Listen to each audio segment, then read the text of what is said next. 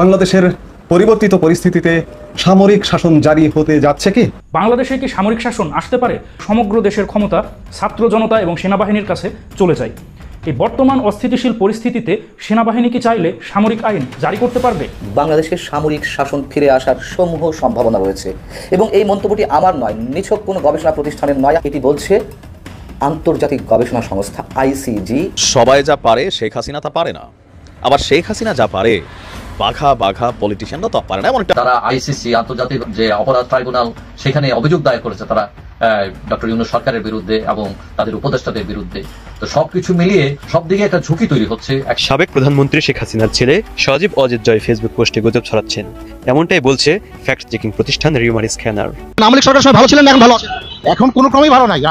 আওয়ামী লীগের সময় আমরা ভালো ছিলাম, জিনিসপত্রের দামও সস্তা ছিল এবং মানুষের মনে একটা স্বস্তি ছিল, কিন্তু এখন সেই বিষয়টা নাই, একদম নাই। ডক্টর মোহাম্মদ ইউনূসের এই সরকার যদি ব্যর্থ হয় তাহলে কি ঘটতে যাচ্ছে বা কি ঘটবে? সেনাবাহিনীর জন্য যেমন একদিকে সুসংবাদ আসতে পারে, অপরদিকে বিএনপির জন্য সুসংবাদ আসতে পারে। আসসালামু আলাইকুম দর্শক, আজকে এই ভিডিওতে আপনাকে স্বাগত। প্রিয় দর্শক, বর্তমানে বাংলাদেশের অবস্থা এবং রাজনৈতিক শৃঙ্খলা কি তারই আলোকে আপনাদের সামনে বেশ কিছু গুরুত্বপূর্ণ ভিডিও নিয়ে হাজির হয়েছি। সেই ভিডিওগুলো দেখলে আপনারা রীতিমতো অবাক হয়ে যাবেন। প্রিয় দর্শক, তাই আমি আর দেরি না করে চলে যাব মূল ভিডিওতে যাওয়ার আগে যারা আমার চ্যানেলটি সাবস্ক্রাইব করে তাদেরকে অসংখ্য ধন্যবাদ। আর যারা এখন আমার চ্যানেলটি সাবস্ক্রাইব করে তারা সাবস্ক্রাইব করে ফেলুন এরকম ধরনের সকল আপডেট সবার আগে পেতে।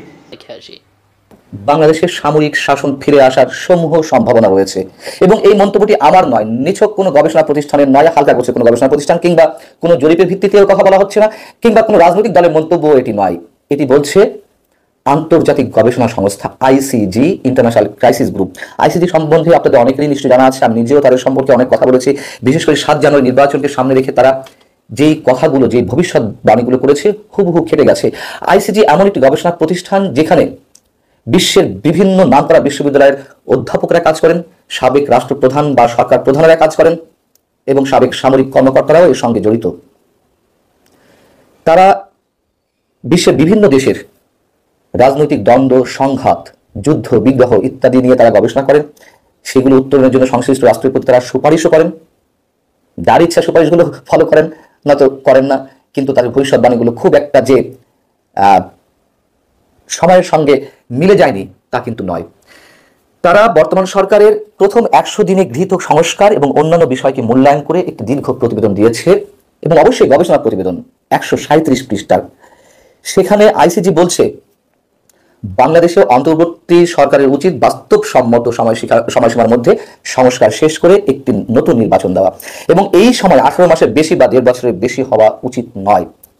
যে কথাটি আমাদের সেনাপ্রধান জেনারেল ওয়াকারুজ্জামান আন্তর্জাতিক বার্তা সংস্থা রয়টার্সকে দেওয়া একটা সাক্ষাৎকারে তিনি ঠিক এমন মন্তব্য করেছেন যে গণতান্ত্রিক প্রক্রিয়া উত্তরণের জন্য বাংলাদেশে 18 মাসের মধ্যে নির্বাচন দেওয়া লাগতে পারে বা অনুষ্ঠান করা সম্ভব হতে পারে। ইন্টারন্যাশনাল ক্রাইসিস গ্রুপের মতে যদি এই সরকার হোঁচট খায় তবে বাংলাদেশ আগের অবস্থায় ফিরে যেতে পারে, এমনকি সামরিক শাসনের যুগেও প্রবেশ করতে পারে। দীর্ঘ সময় এই সরকারের ক্ষমতায় থাকা উচিত নয়। তারা যে প্রতিবেদনটি দিয়েছে তার শিরোনাম হচ্ছে a new Ira in Bangladesh, the first 100 days of reform. এখানে তারা বলছে যে নতুন পদক্ষেপের বিষয়ে রাজনৈতিক দলগুলোর মধ্যে ঐকমত্য গড়ে তোলার অবশ্যই প্রয়োজনীয়তা রয়েছে, যে কথাটা আমরা সবসময় বলে আসছি। কিন্তু রাজনৈতিক দলগুলোকে কি বর্তমান সরকার মূল্যায়ন করছে সেই বিষয়টিও তো প্রশ্ন আকারে উঠেছে। বিভিন্ন যে সংস্কারগুলো কার্যক্রমের জন্য সংস্কার কমিশনগুলো কাজ করছে, রাজনৈতিক দলগুলোর সঙ্গে বসেছে, তারা লিখিত আকারে প্রস্তাব চাচ্ছে, কোনো ধরনের মত বিনিময় করতে চাচ্ছে না এবং এক ধরনের দূরত্ব রাজনৈতিক দলগুলোর সঙ্গে বর্তমান সরকারের রয়েছে, এ কথা তো বিভিন্ন জায়গা থেকে উচ্চারিত হচ্ছে।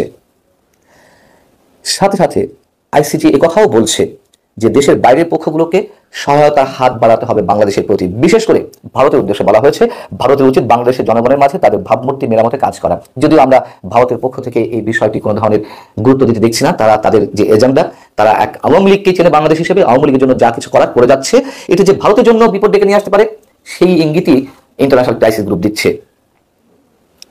এখানে বলা হচ্ছে এই রিপোর্টে গণ অভ্যুত্থানে সাবেক প্রধানমন্ত্রী শেখ হাসিনাকে ক্ষমতাচ্যুত করার 3 মাস পর বাংলাদেশ অন্তর্বর্তী সরকারের সংস্কার এজেন্ডা আরো স্পষ্ট হচ্ছে, তবে তা নিয়েও প্রশ্ন রয়েছে। তারা বলছে একই সঙ্গে তাদের সামনে এগোনোর পথে সুপ্ত বিপদেরও আভাস পাওয়া যাচ্ছে। বিপদের কথা তো আমাদের মতো ছোটখাটো মানুষরা ইঙ্গিত দিয়ে আসছে, তাই না? এবং সেই ইঙ্গিত দিতে গিয়ে একই ধরনের ইঙ্গিত দিয়েছিলাম আওয়ামী লীগ সরকারের সময়, তখন আমাদেরকে রাজাকার বানিয়ে ফেলা হয়েছিল। আর বর্তমান সরকারের যে ভুল ত্রুটি রয়েছে, সামনে যে ভয়ঙ্কর বিপদ আসতে যাচ্ছে, বর্তমান সরকার ব্যর্থ হলে অনেক বড় ধরনের পে করতে হবে পুরো জাতিকে, সেই কথা বলাতে আমাদেরকে আবার এখন ফ্যাসিবাদের দোষর বানিয়ে ফেলা হচ্ছে। তাতে কিছু যায় আসে না, সবার উপরে আমাদের কাছে নিশ্চয়ই অবশ্যই দেশের স্বার্থ। মেয়াদ সম্পর্কে বলা হচ্ছে এই রিপোর্টে, সেখানে বলা হচ্ছে শান্তিতে নোবেল পুরস্কার বিজয়ী প্রফেসর ডক্টর মোহাম্মদ ইউনূসের নেতৃত্বাধীন এই সরকার আরো 1 বছর, সম্ভবত এর চেয়েও বেশি সময় দায়িত্ব পালন করবে বলে এই মুহূর্তে মনে হচ্ছে। তার কারণ নির্বাচনের কোনো রোডম্যাপ তো সরকার এখনো পর্যন্ত ঘোষণা করতে পারলো না, স্পষ্ট করে কিছু বলতে পারছে না। ডক্টর মোহাম্মদ ইউনূস এএফপির সঙ্গে সাক্ষাৎকারে তিনি গত পরশুদিন একটি কথা বলেছেন যে সংস্কারের পর নির্বাচন, যা মানুষের সন্দেহকে আরো তীব্র করে তোলা হচ্ছে। এখানে সেই বিষয়টিও এসেছে। এখানে বলা হচ্ছে যে জনপ্রত্যাশা যেটি রয়েছে বর্তমান সরকারের প্রতি, তার ভালো খারাপ দুই দিকই রয়েছে। যদি সংস্কার আনতে অন্তর্বর্তী সরকার হোঁচট খায়, সম্ভবত এর পরিণতি দাঁড়াতে পারে সামান্য অগ্রগতি সহ একটি আগাম নির্বাচন। অর্থাৎ সরকার যে পথে এগোচ্ছে, একটা নির্বাচন হয়তো বাধ্য হয়ে দিতে হবে, কিন্তু তার পরিণতিও খারাপ হতে পারে। আবার সবচেয়ে খারাপ যে দৃশ্যপট হতে পারে সেটি সামরিক বাহিনী সম্পর্কে বলা হচ্ছে যে সামরিক বাহিনী ক্ষমতা গ্রহণ করতে পারে। অন্তর্বর্তী সরকারকে তারা সামাজিক সমর্থনের ভিতকে শক্তিশালী রাখতে দ্রুত কিছু অর্জনের দিকে নজর দেওয়া উচিত। সামরিক বাহিনী দেওয়ার চেষ্টা করছে, আমরা এই কথাও জানি, কিন্তু সামরিক বাহিনী এখন কি করবে সেটি তো একটি প্রশ্ন। যে সরকারের সবকিছুতে তারা হস্তক্ষেপ করবে না, সামরিক বাহিনী অবশ্যই নানান বিষয় সমর্থন দিচ্ছে, নানান বিষয় ইঙ্গিতও আমরা পাচ্ছি। সেটি তো জেনারেল ওয়াকারুজ্জামানের কথাবার্তাতে উঠে এসেছে, কিন্তু সেই 18 মাসের নির্বাচনের যে তার প্রত্যাশা, সেটিকে সরকার প্রত্যাখ্যান করেছে। আমরা তো দেখেছি প্রধান উপদেষ্টা সহ অন্যান্য উপদেষ্টার মন্তব্য। যাই হোক, এবং যতদিন এই সরকার ক্ষমতায় বেশি থাকার চেষ্টা করবে, তাতে যে বিপদ ঘনিয়ে আসার সম্ভাবনা সেটি উল্লেখ করে বলা হচ্ছে যে আকাশচুম্বী জনপ্রত্যাশা সামলানোই হবে খুব চ্যালেঞ্জিং। সবাই যা পারে শেখ হাসিনা তা পারে না, আবার শেখ হাসিনা যা পারে বাঘা বাঘা পলিটিশিয়ানরা তা পারে না, এমন একটা গল্প মার্কেটে প্রচলিত আছে। বেশ কয়েকটা মিনি কার্ড শেখ হাসিনা খেলেছেন, আর এই কার্ডগুলা এতটাই ইফেক্ট তৈরি করেছে, কখনো ফোন কলের কার্ড, কখনো ট্রাম্পের ছবিকে সামনে এনে কার্ড, আবার হঠাৎ করে 0 পয়েন্টে নেতাকর্মীদের আসার জন্য ফেসবুকে যে প্রচারণা আপনারা দেখেছেন, এটা ছিল আরেকটা ব্লাফ কার্ড, যেটা ইউনূস সরকার গিলে ফেলেছিলেন। সেনাবাহিনী, পুলিশ, সমন্বয়করা, রাজনৈতিক দলের নেতাকর্মীরা সবাইরে কিন্তু ঐক্যবদ্ধ করে দিচ্ছেন। এখন প্রশ্ন হচ্ছে শেখ হাসিনা পরবর্তী পরিকল্পনা কি করছেন বাংলাদেশ নিয়ে।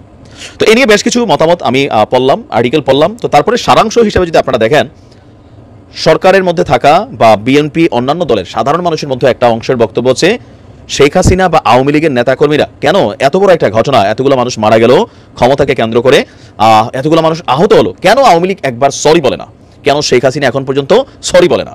তবে সরি বলা শেখ হাসিনার অ্যাটিটিউডের মধ্যে আসে না। আয়রন লেডি হিসেবে খ্যাত শেখ হাসিনা শাসন করতে জানেন, কিন্তু সরি বলারা হয়তোবা তিনি জানেন না। এখন আসলে আওয়ামী লীগ কেন বলে না?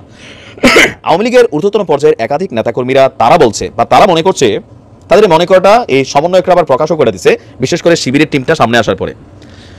সরকার মনে করছিল এতদিন, আওয়ামী লীগ সরকার, যে এটা একটা পরিকল্পনা, সরকার উৎখাতের ষড়যন্ত্র ছিল, কিন্তু আন্দোলনের ওই প্রেক্ষাপটে সাধারণ মানুষ বিশ্বাস করে নাই। কিন্তু এখন যখন একের পর এক টিম সারপ্রাইজ দিচ্ছে, তখন মানুষের মধ্যে একটা টিম কিন্তু বিশ্বাস করা শুরু করছে, ইয়েস, এই আন্দোলনটা কোটা ভিত্তিক আন্দোলন, এটা হচ্ছে নামে মাত্র ছিল, পরিকল্পনা ছিল এক দফা সরকার উৎখাতের। সো আওয়ামী লীগ এখানে সরি বলবে না, কারণ আওয়ামী লীগ মনে করছে এটা আওয়ামী লীগ সরকারকে ক্ষমতা থেকে সরানোর জন্য, সেই পশ্চিমারা হোক, দেশে বিদেশে থাকা নানান শক্তি হোক, তারা সকলে মিলে এই কাজটা করছে, এটা নিয়ে তারা সরি বলবে না। তো এখন আসলে তাহলে পরিকল্পনা কি?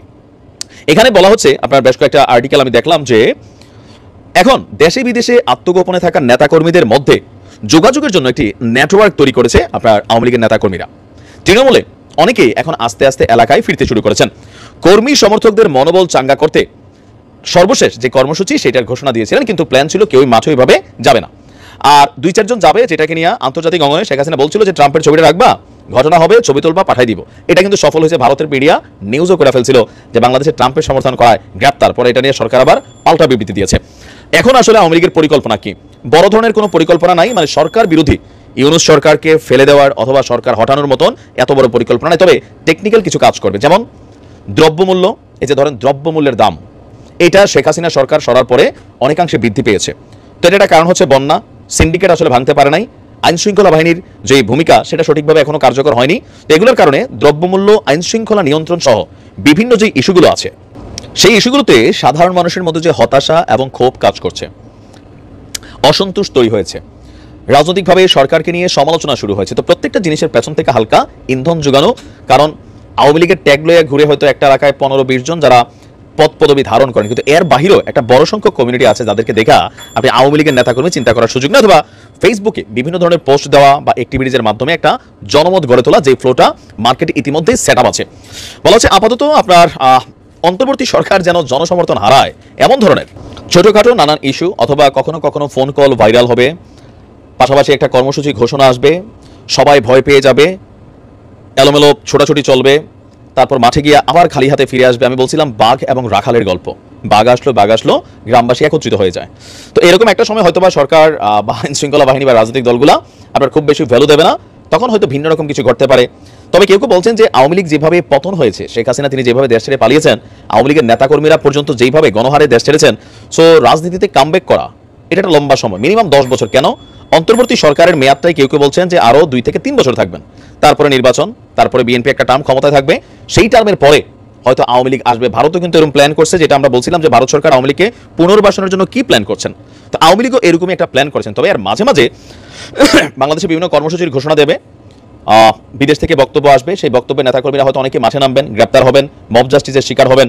এগুলো নিয়ে তারা তাদের ফেসবুক পেজে প্রচার প্রচারণা চালাবে, যতটা মানে যেমনটা এতদিন বিএনপি বা জামায়াত ইসলাম চালাইতে। তবে জামাতের খেলা আলাদা, তারা একটা হাইলি ট্রেন্ড একটা টিম। আমার কাছে মনে হয় যারা আত্মগোপনে থাকুক বা প্রকাশ্যে আসুক, তাদের অ্যাক্টিভিটিসকে আপনি ফলো করতে হবে, তাদের অ্যাক্টিভিটিসের মধ্যে ভেজাল কম। আপনি দেখবেন এই যে 3 মাসে জামাতের যে জনপ্রিয়তা, বিএনপির যে জনপ্রিয়তা, যদি আমি সমান ধরি, শুরু হয়েছিল জামাত এখন এই লেভেলে আছে, বিএনপি এই লেভেলে চলে গেছে। কিভাবে? গেল 3 মাসে আপনি জামাতের নেতাকর্মীদের বিরুদ্ধে সাধারণ মানুষের সাথে কানেক্টেড, সাধারণ মানুষ অসন্তুষ্ট হয় এমন কোনো কর্মকাণ্ড আপনি খুঁজে পাবেন না। পাবেন কোথায়?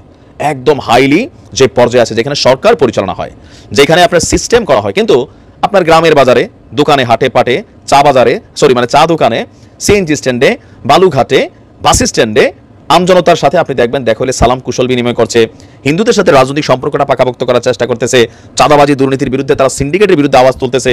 আর অপরদিকে বিএনপির মধ্যে কিছু কতিপয় নেতাকর্মী, যেটা চেইন অফ কমান্ডের মধ্যে চলে না, জামাত কিন্তু চলে। এটা আওয়ামী লীগের জন্য শিক্ষণীয়, বিএনপির জন্য শিক্ষণীয়। এবং বিএনপির নামে প্রতিদিন আপনি যদি গণমাধ্যমগুলো ঘাটেন, 2 সাইড 10টা বড় ঘটনা, দখলদারিত্ব নিয়ে নিজেরা কোপাকপি, সরকার কবে আসবে পরে। এখনই মনে হয়েছে যে দল ক্ষমতায় চলে আসছে, যদিও দলটির হাই কমান্ড অনেক ট্রাই করছেন চেইন অফ কমান্ডটা ক্রিয়েট করার জন্য, কিন্তু ক্ষমতা ছাড়া পারবে না। কারণ এরা ভাবতেছে তারেক রহমান বিদেশ আছে, এলাকার নেতা আমার কি করবে, এখন ওনারা তার ক্ষমতা নাই, থানায় ফোন দিয়ে আমার গ্রেপ্তার করানো, এরকম কিন্তু একটা টিম আছে, পেটে খাইয়া বাইচে আছে। এই টিমটাই বেসিক্যালি ঝামেলা পাকাচ্ছে বিএনপির জন্য। তো আওয়ামী লীগ অফলাইনে থেকে নানান ধরনের অ্যাক্টিভিটিস করবে, এমন এমন পরিকল্পনা শেখ হাসিনার মাথা থেকে বের হয়। আপনি দেখেন যে নির্বাচন ইস্যু বা গত 16 বছর তিনি যা দেখিয়েছেন, এগুলো এক একটা থেকে এক একটা কিন্তু ইউনিক আইডিয়া। সারা পৃথিবী কিন্তু শিখছে যে কেমনে থাকা লাগে, ট্রাম্প সম্ভবত শিখছিল, তাই না? তো সেখানে অনেক কিছু শিক্ষণীয় ছিল, আবার বর্জনীয় ছিল। এখন আওয়ামী লীগের নেতাকর্মীরা আস্তে আস্তে টক শোতে, বিভিন্ন ইউটিউব চ্যানেলে তারা অ্যাক্টিভ হচ্ছেন, বক্তব্য দিচ্ছেন, আস্তে আস্তে তাদের নেতাকর্মীদের কাছে পৌঁছাচ্ছেন, আবার তাদেরকে মানুষ গালাগালি করতেছে, মব জাস্টিসের শিকার হচ্ছে, সিম্পেথিও পাচ্ছেন, দোদল্যমান একটা অবস্থা। তবে সামথিং হঠাৎ করে শেখ হাসিনা কোনো সিদ্ধান্ত নিয়ে দেশে চলে আসেন কিনা, সেটা হচ্ছে মেজর ফ্যাক্ট। শেখ হাসিনা সরকারের পতনের পর ডক্টর ইউনূসের সরকার যখন প্রতিষ্ঠা হয়, মোটামুটি বিভিন্ন শ্রেণী পেশার মানুষ, রাজনৈতিক দল, সেনাবাহিনী সবাই তাদের সাপোর্ট করেছে, এবং সেখানে ছাত্ররা ছিল। কিন্তু বিভিন্ন ইস্যুতে ছাত্ররা একের পর এক বিভিন্ন ধরনের ইস্যু তৈরি করছিল, এবং এগুলো নিয়ে আস্থা, ছাত্রদের উপর যে আস্থা ছিল সেটা অনেকটা কমে আসতেছিল। বিশেষ করে যে ত্রাণের টাকা তারা ব্যাংকে রেখে দিয়েছিল, তারপর আনসাররা বিদ্রোহ করলো, তাদের নিয়ে একটা সমস্যা হলো, তারপরে তারা সংবিধান এটাকে বাতিল করে দেবে, 72 সংবিধান, জাতির পিতা মানবে না, প্রেসিডেন্টকে জোর করে অপসারণ করবে, তারপরে বিচারপতিদেরকে জোর করে ছুটিতে পাঠানো, আবার যে 2 উপদেষ্টা নিয়োগ নিয়ে হইচই করতেছে। সবকিছু মিলিয়ে অনেকেই মনে করতেছেন এরা নিজেরাই মানে সরকারকে অস্থিতিশীল করে তুলতেছে, যদিও তারা সরকারের মধ্যে আছে। এখন এদের কাজ কারবার দেখে প্রথম তারা বিএনপি বিশেষ করে তাদের সাথেই ছিল, কিন্তু তারা অনেকটা সরে আসছে।